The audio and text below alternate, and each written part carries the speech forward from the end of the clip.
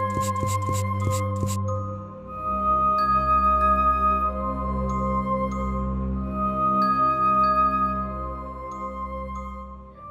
tipisnya terlalu sendu. Cukup jauh dari parkiran mobil, aku berjalan di belakang Pak Bos, yang akhirnya sampai di sebuah bangunan agak tua yang digunakan untuk bangunan kantor administrasi dosen Institut Seni ini. Masuk ke bangunan disambut sebuah lorong yang kanan kirinya digunakan untuk ruangan-ruangan dosen. Pak Bos segera disambut dengan satu karyawan administrasi dan segera dipanggilkan pada dosen yang akan melihat gambar dan rancangan anggaran. Sore kemarin, Bos mengatakan kepadaku akan berangkat dari kantor jam 6 pagi. Agar sampai di tujuan tidak terlalu siang.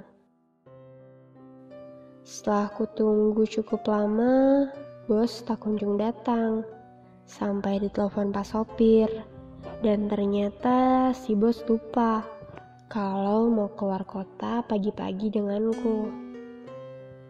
Alhasil pukul 7 pagi, Bos baru sampai di kantor Semawis. Kami segera berangkat diantar Pak Sopir dengan membawa berkas gambar dan rancangan anggaran yang sudah aku siapkan sore sebelumnya. Perjalanan cukup jauh menurutku, sekitar 4-5 jam dari kota Semarang ke arah selatan Jawa Tengah. Perjalanan cukup lancar. Sekitar pukul 11:30 siang kami sampai di Institut Seni yang kami tuju. Turun di area parkir institut ini, kujumpai pohon-pohon yang besar dan rindang. Kontur tanah antara jalan dan bangunan naik turun seperti perbukitan. Kuperhatikan area sekitar terasa sangat nyaman seperti kembali ke kotaku sendiri.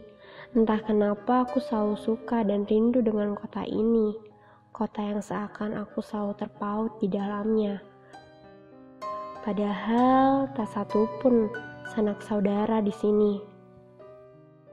Kulihat pepohonan sekitar, beberapa penghuni pohon seakan menyapaku dengan ramah, seakan mereka menganggukkan kepalanya, tanda menyapaku.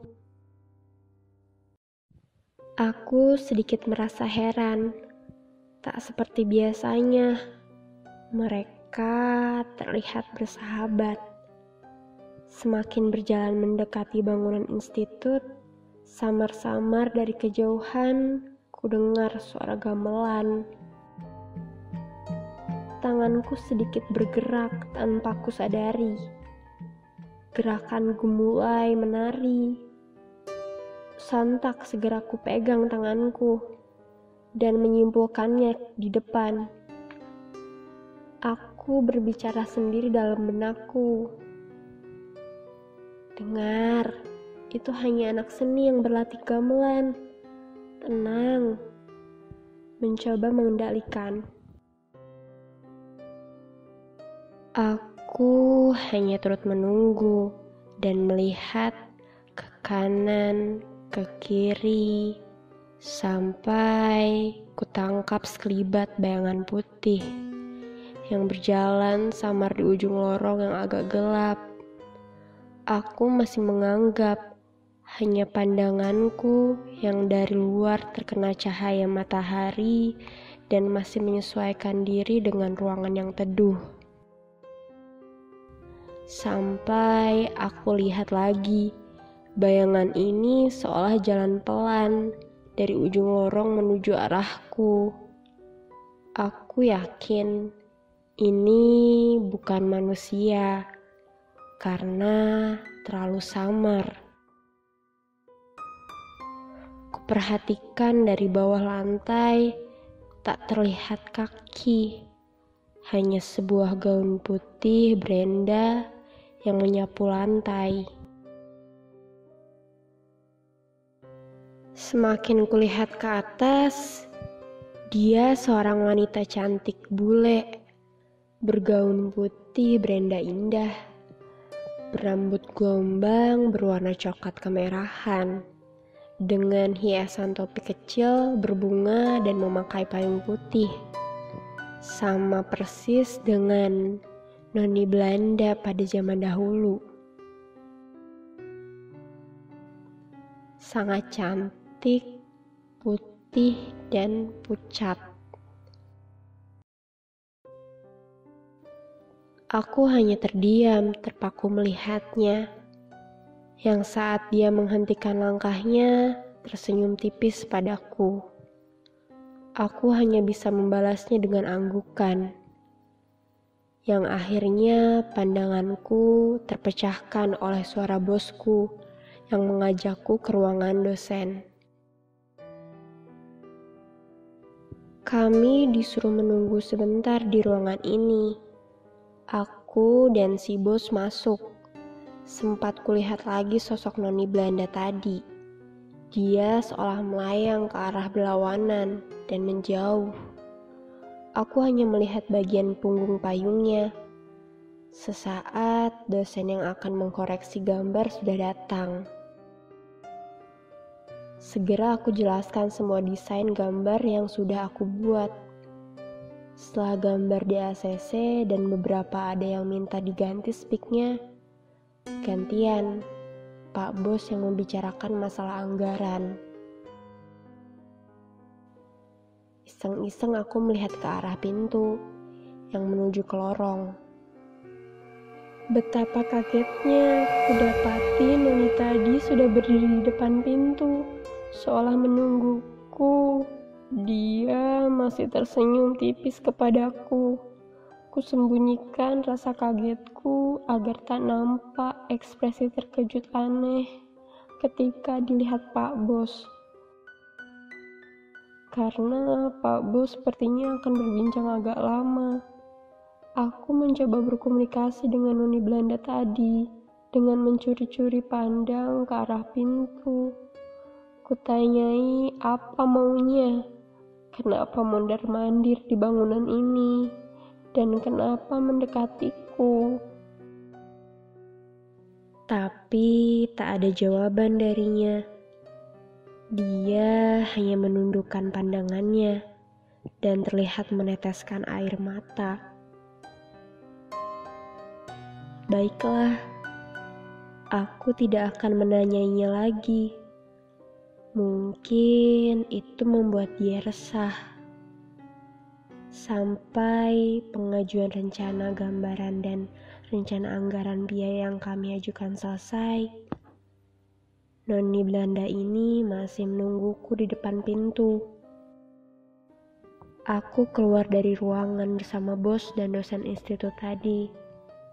Kukatakan pada noni Belanda, aku akan pulang. Apa kamu ingin mengantarku sampai depan?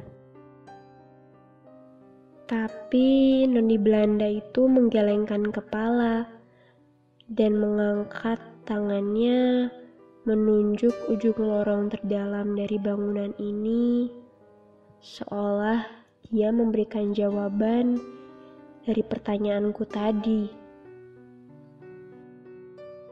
Aku melihat sesosok hitam besar yang tak begitu jelas dari kejauhan. Sepertinya noni Belanda tidak bisa kemanapun karena sesosok ini. Noni Belanda mengantarku sampai ke pintu bangunan ini saja.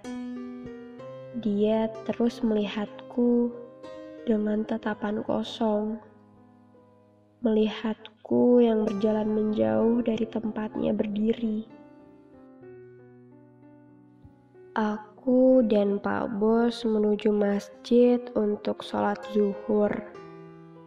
Dalam perjalanan ke masjid, aku masih disambut para kunti yang bergelayutan di pepohonan yang rindang itu. Dari jauh masih terdengar suara latihan gamelan para mahasiswa. Di depan masjid ada sebuah bangunan yang kosong, entah belum jadi atau memang ditinggalkan. Kulihat sesosok mahasiswa menari di dalamnya dengan pakaian khas penari, mengikuti alunan gamelan.